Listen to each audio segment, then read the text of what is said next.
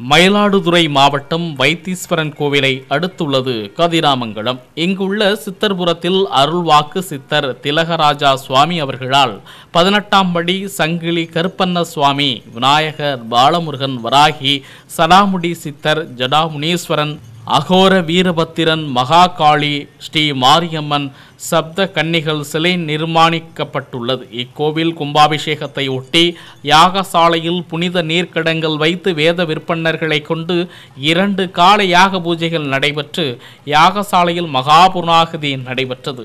பின்னர் புனித நீர் அடங்கிய கடங்களை சிவாச்சாரியர் தலையில் சுமந்து சென்று மேலதாளம் முழங்க 18ஆம் படி கருப்பண்ண சுவாமிக்கும் பரிவார தெய்வங்களுக்கு மகா கும்பாபிஷேகம் நடைபெற்றது.